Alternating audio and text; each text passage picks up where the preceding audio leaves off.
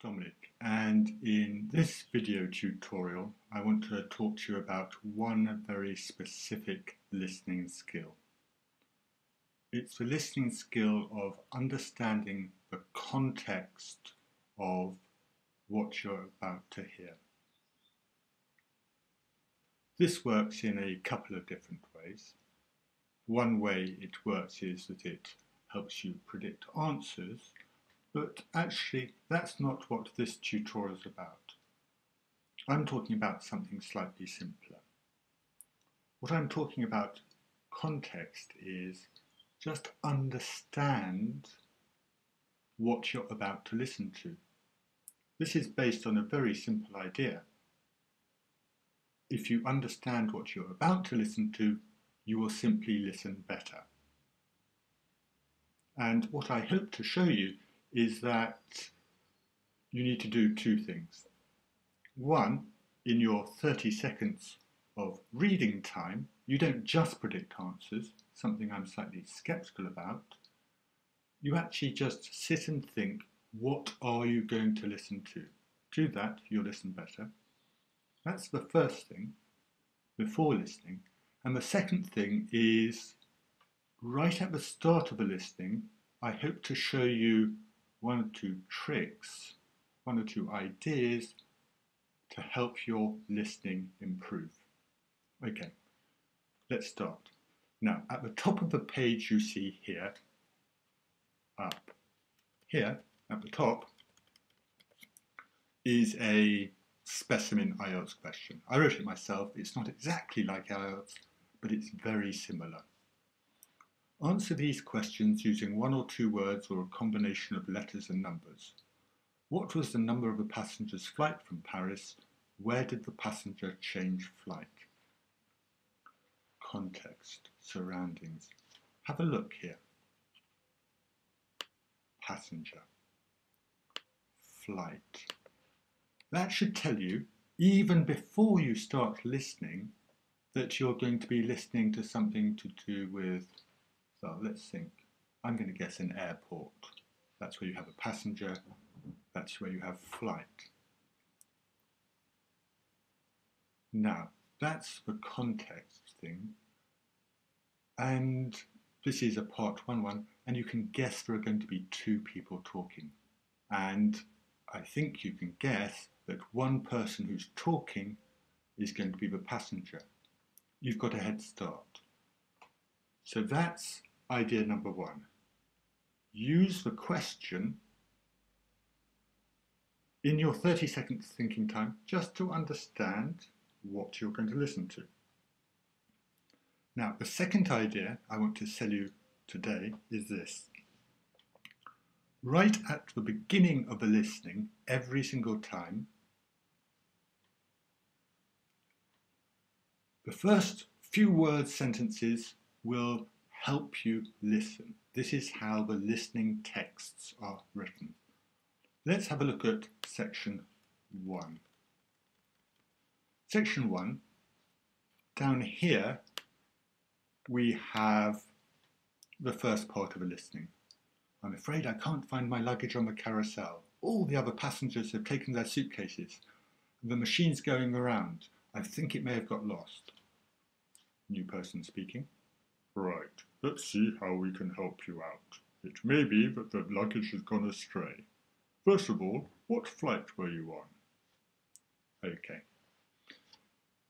How does that help you? Now, this is the idea. Right at the beginning of section 1, you will always get two people speaking. It will help you listen if you get in your head, right at the beginning, who the people are. If you do that, you will listen better. You'll understand better. You'll get more answers correct. Now, section 1 is the same every time. It's two people speaking in a social context. That context or place changes. It could be a school, it could be a shop, it could be a bank, or it could be an airport. And right at the beginning, what you want to do is think, where are they? Now, we've looked at the question already, guessing it's an airport. Here we got more help. Carousel. The machine stopped going round. A carousel is a machine which goes round where you collect your luggage. So that's one thing, two things you can do in section 1. The third thing is this.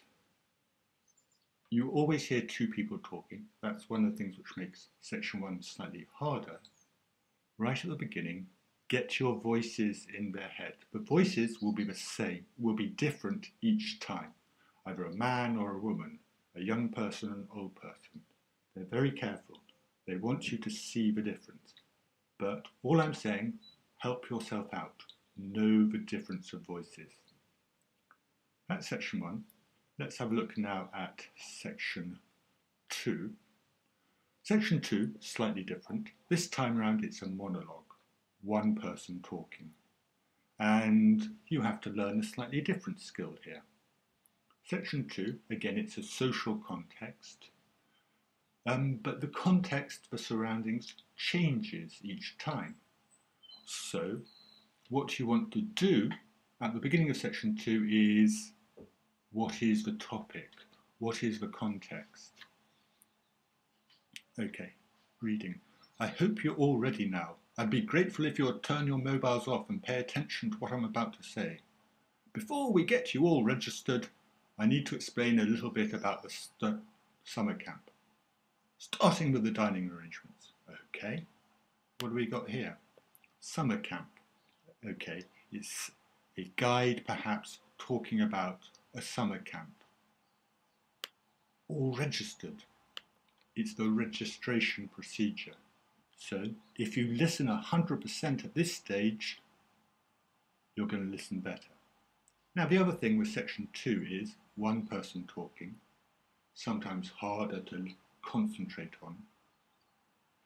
Think about, when you've got one person talking, the organisation of a talk.